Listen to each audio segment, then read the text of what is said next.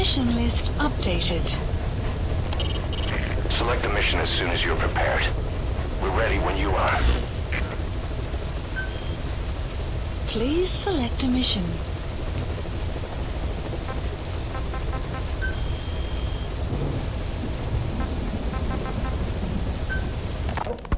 About the pathogen spreading through Mother Base. You've seen everything we've got on the outbreak. What's your opinion? Textbook symptoms of vocal cord parasite infestation. And judging from this casualty list, it is the Kikongo strain, meaning a breed of parasite that Now, we must wait for the Wolbachia to multiply in the larvae. How is the disease transmitted? If it's carried by insects or rodents, then... There is no intermediate host. So... The vocal cord parasites lay their eggs in the larynx of the host. Most hatch and migrate to the lungs, but some are transported to the mouth through ciliary movement, mixing in with saliva. Saliva. Droplet transmission. Sneezing, coughing. Any food or water containing infected saliva. It would spread fast. Indeed. And when the larvae migrate to the lungs, symptoms can resemble the early stages of a cold, making it easy to infect others. Meaning a simple conversation would be enough to pass it on. Alright, so what happens after the larvae migrate to the lungs? It is as I said before. They mature by feeding on alveolar tissue. It is only then that noticeable symptoms appear in the host. And by that point, it's too late. He's infected everyone else. It's one hell of a weapon you've created. That is what Blag Anna wanted. Something that would spread easily. In truth, he's not the reason. But we will discuss that another time. The Wolbachia have multiplied. We're preparing to extract them and begin vaccinating. But is this really the only way? Sure, it'll prevent infection, but the cost? You would rather remove their vocal cords? No. Tactical communication's the linchpin of what we do. What if we were to ban the use of Kikongo? Insufficient. First, there's no guarantee that only the Kikongo strain is here. Second, there is the matter of how the parasites lay their eggs. Before they can copulate, they must be exposed to the pronunciation of a specific language for a period of time, like a container filling with water. But the duration between when the container is full and when the copulation actually begins varies from case to case. In other words, even if the infected stop speaking as a countermeasure, it may already be too late. The only true solution is to prevent copulation through the Wolbachia, or by physically removing the affected tissue. Do any antiparasitics work? It sounds as though you have already tried. Yeah. We tried every one there is, and nothing. I have yet to find a medicine that can remove the parasites. At best, it temporarily covers their ears. Why is that? Because the parasites are companions to us. To remove them inevitably harms the host. Companions? More than you think. And this is why the human immune system cannot eliminate them. We've inoculated the staff with Wolbachia to keep them from becoming symptomatic. That should also contain the infection. How did this happen in the first place? It has to have been a Cypher spy within our ranks. If this is so, then why the Kikongo strain? If their intent was to wipe you out. Skullface said the remaining English parasite was close to the boss. If this latest strain was his doing, he wouldn't have tipped his hand. It is possible someone brought eggs onto the base without knowing. Stuck to their shoes, clothing. Now, that makes the most sense to me. And where did the eggs come from? You mentioned that your boss visited Nzoya Badiopulu. Sure, but his gear's disinfected immediately upon return. Then he was not the carrier. And not just the boss. All staff dispatched to high-risk regions were quarantined on the flight back. When the symptoms first appeared, we checked and disinfected all equipment used up to that point. Any and all prisoners, soldiers, materials, and animals extracted during missions were also quarantined. So, that just leaves... I have seen children around here. Where are they from? All over. Some were being held hostage at a mine. Then there were the troublemakers at Bwala Yamasa. Bwala Yamasa? Yeah. Their clothes, their things. Did you burn them? They're just kids. We couldn't. And besides, not one of them's shown symptoms. The parasites don't infect prepubescent hosts. Their vocal cords are not fully developed. Well, if infection doesn't occur in children... It is possible they carried eggs on their clothes, and the infection spread from them. Check the kid's stuff. I doubt there is any trace left by now. But if there is, some of those kids must be close to hitting puberty. How could we have missed this? The name Bwala Yamasa got quite a reaction from you. I'm guessing the Kikongo strain was released in that village. Cypher used that region to experiment with vocal cord parasite transmission. The Kikongo strain. The settlements around the refinery upstream of Bwala Yamasa were the proving grounds. They would infect one villager, then record transmission speed. Dangerous work. If they failed to contain the infection, it would slip into the surrounding regions. At which point the world found out about the parasites, making them useless as a weapon. Incredible they'd risk such a thing. The test site was densely populated too. A terrible place for such experiments. No doubt, they thought burning everything would wipe away all traces. The settlements were covered in oil anyway. Who would wonder if one day they caught fire? And so it did. They burned it all, living and dead. Those remains. But they miscalculated. Transmission speed was far faster than anticipated. It may have been the temperature, or hygiene standards, or perhaps the parasites reacted quickly to Kikongo. Whatever the reason, nearly all villages were swiftly infected, and the settlements reduced to mounds of corpses. Making matters worse, the dry season was ending. When it came time to burn the village, the Moneni River had swelled. Many of the bodies were waterlogged. Meaning they didn't burn completely. The corpses still contained viable eggs, and the larvae washed downstream. And when the people downstream drank that water... That marked the end for Bwala Yamasa. I learned all of this at the mansion. I warned him of the risk of eggs getting out. And? We are prepared for any eventuality. I get it. Putting the oil field back online. The oil leaks, saner. They plan to pollute the river, prevent the spread of infection. But the oil flow was stopped, and downstream the people of Masa village started using the water again. The PF soldiers deployed at the village were locals, spoke Kikongo. They were infected, and the kids survived. I've heard enough. And who stopped the flow of oil? Don't. We did. That confirms it. The source of the Kikongo strain infection was Masa village. and the children brought it here.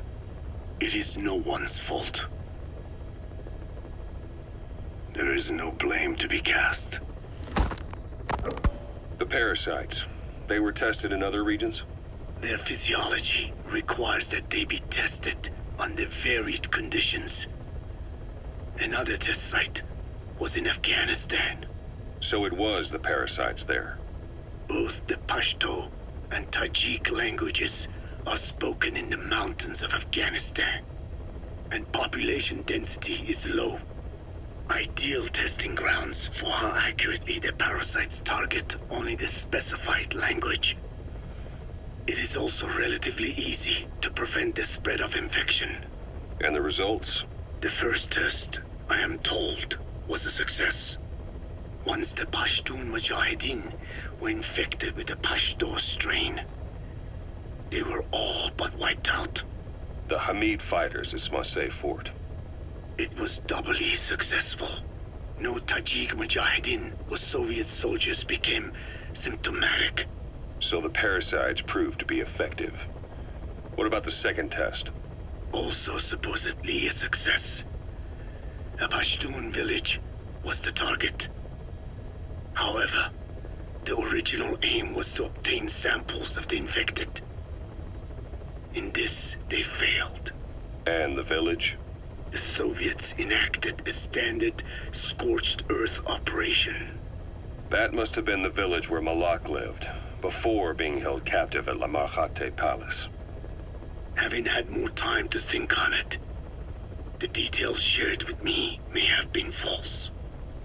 They are madmen who would do anything to cover up the truth. They certainly seem to like tossing their problems in the fire. As a boy, Skullface's life went up in flames. Perhaps that is what fuels his fixation with fire. Your Wolbachia stopped the infection all right, but I still don't get it. How can a few bacteria change males to females? I know they're only bugs, but... It is not such a rare thing in the natural world. Many insects and nematodes are infected with Wolbachia. But why?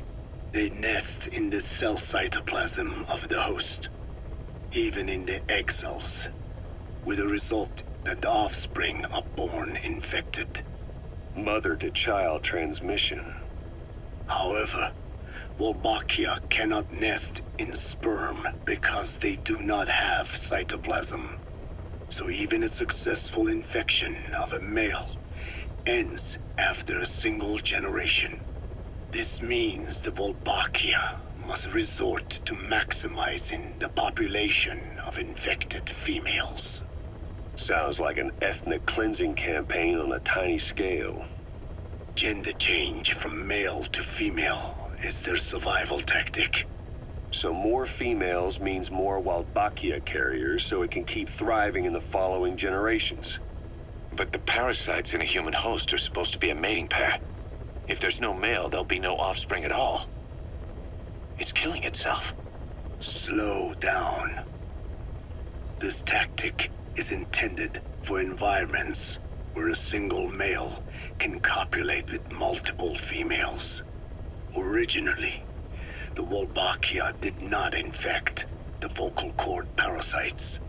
I created a mutated strain, modifying the Wolbachia so that it could infect monogamous pairs. The Wolbachia's greatest multiplying tactic, the male-to-female change, worked against itself in the monogamous parasites. Just as you said. Then I performed repeated selection of Wolbachia strains until I achieved 100% certainty of male-to-female conversion.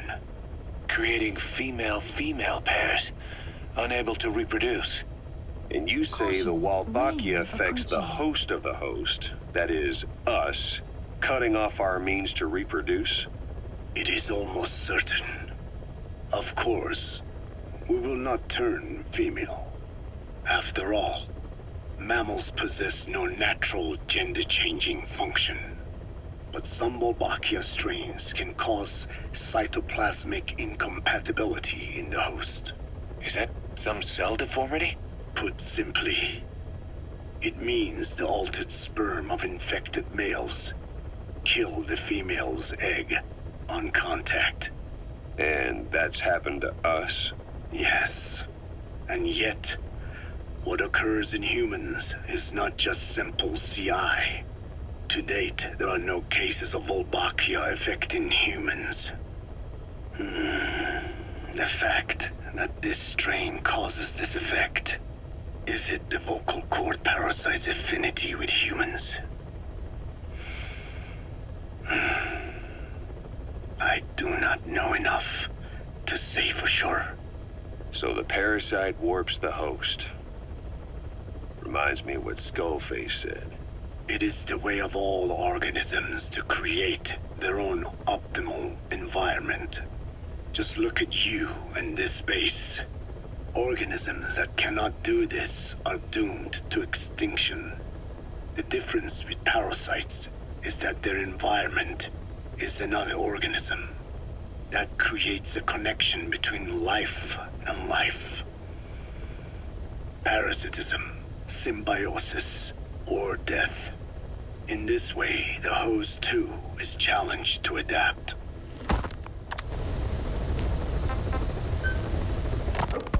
Code Talker, what are the metallic archaea? Volcanic craters spewing sulfur.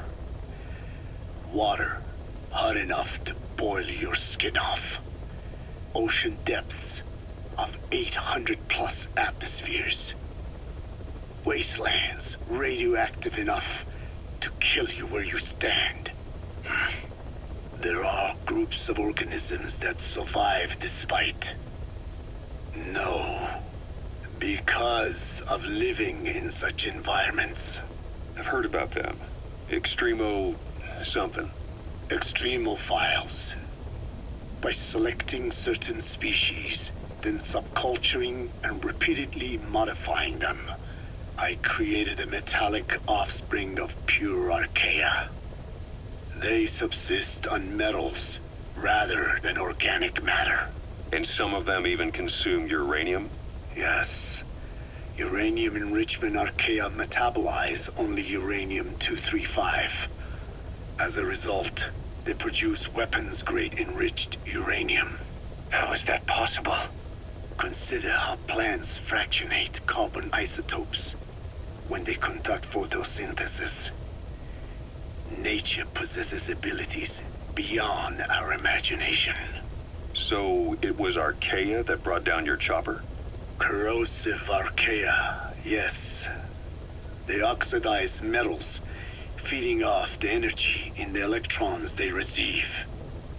What became of the wreckage? We had the R&D team retrieve samples for study in airtight plastic containers, of course. Prudent. We shall extract archaea from it in good time. They should help you fight back against Blagana. Any chance we could start now? It doesn't have to be a lot.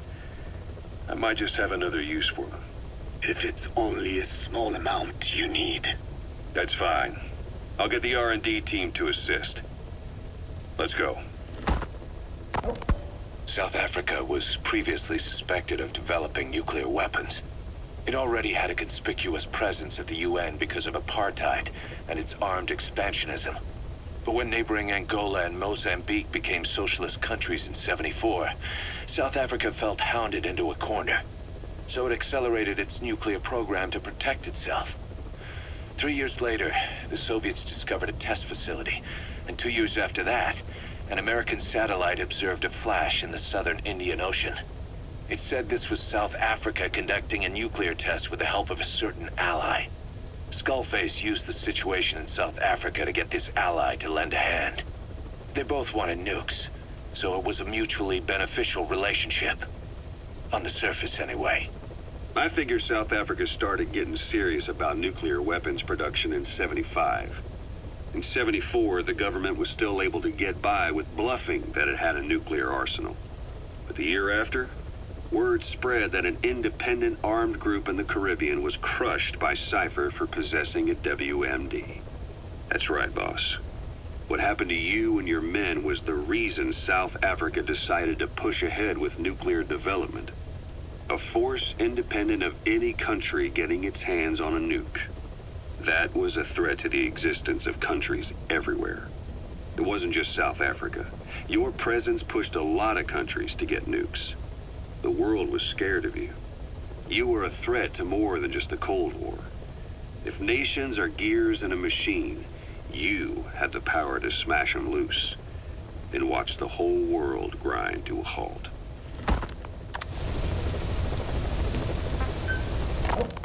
Emmerich uses externally powered legs of his own design. It's bionics technology, a product of the U.S. military's failed attempt to develop a powered exoskeleton. All the wearer has to do is apply a little force, and the actuators continue the movement in that direction. But his legs are unique. Instead of using a hydraulic mechanism, the actuators run off metallic archaea. That increases the actuator's reaction speed and also enables him to lock and release the joints at will. The legs are a nifty little gadget, but they have two clear weaknesses. First, they're dependent on external power, maybe because he built them knowing he couldn't leave his lab. There's no internal battery. That's why they won't work if they aren't plugged in. Second, and this is more than just a weakness, the legs are directly connected to his bones.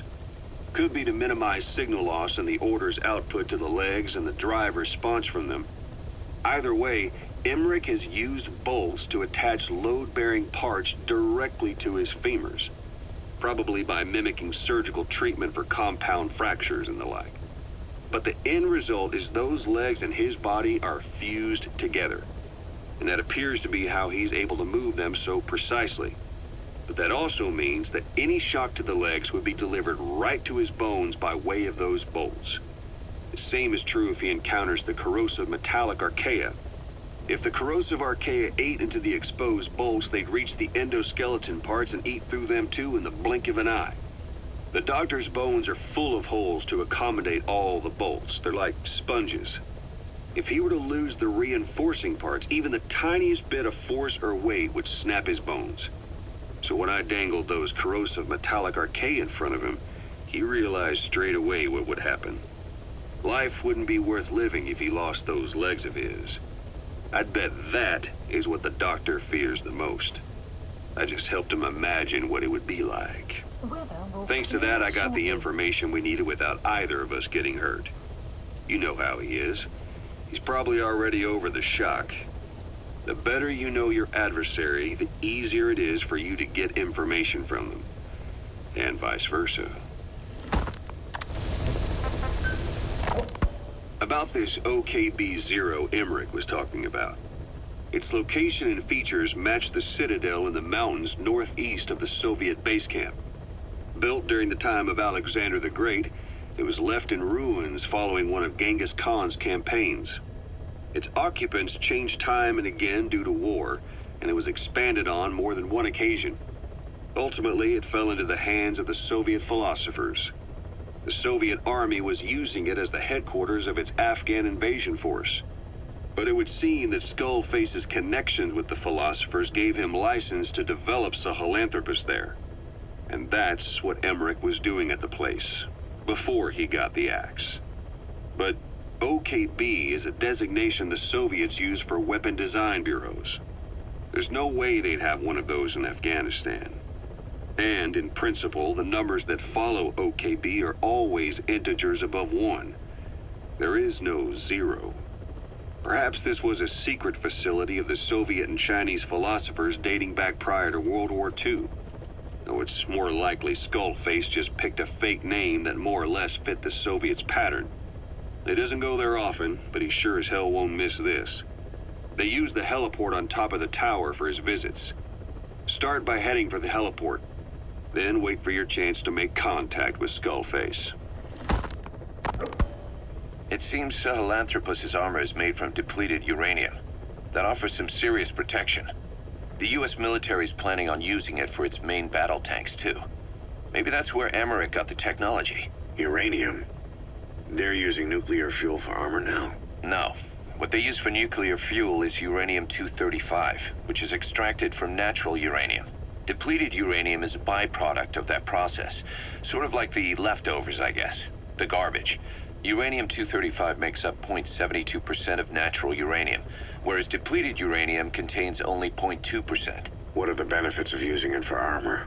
It's a pretty short list. Uranium's a heavy metal, like lead, meaning it can hold a greater amount of kinetic energy.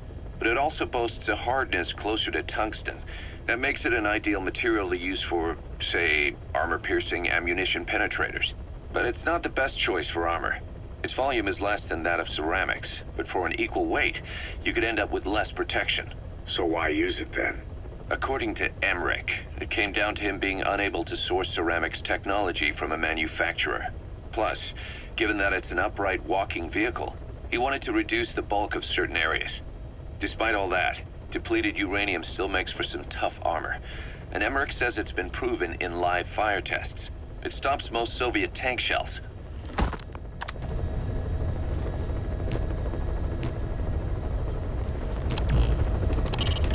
Boss, you can't solve our current problem here. Select the mission. Expansion complete.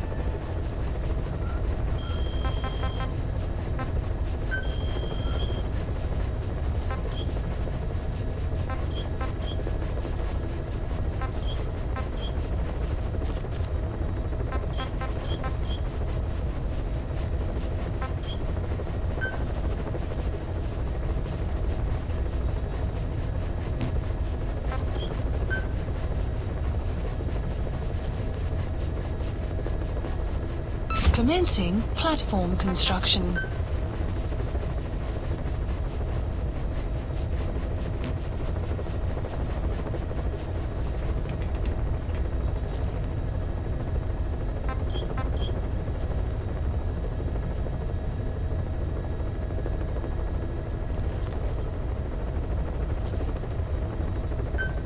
Commencing platform construction.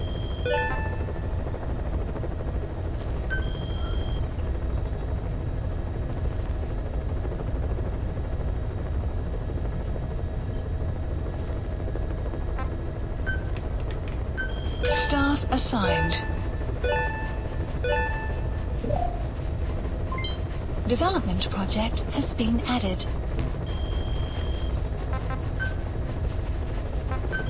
Please specify a project.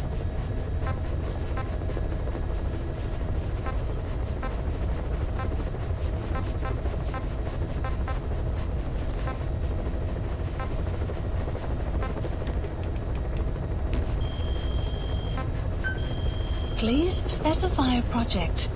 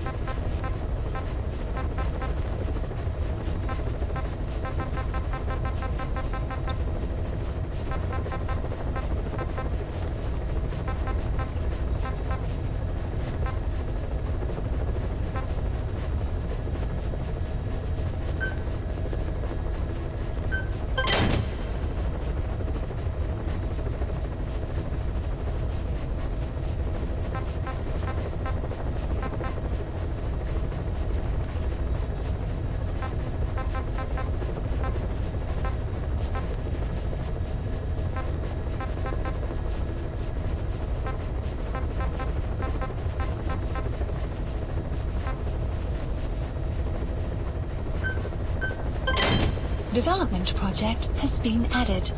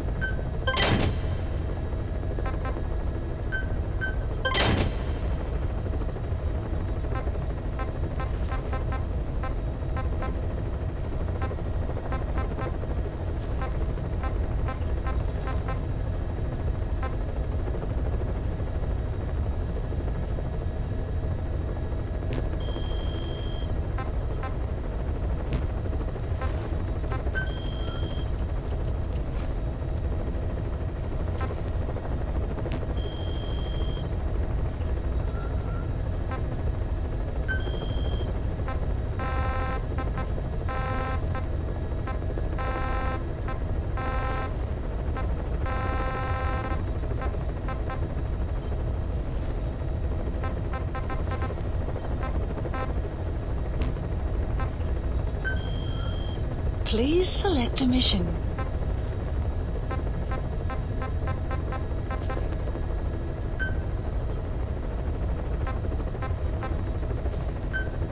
Unit dispatched.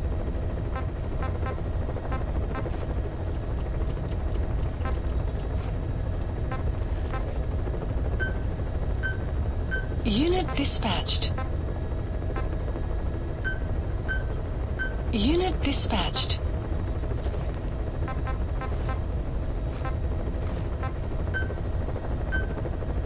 Unit dispatched.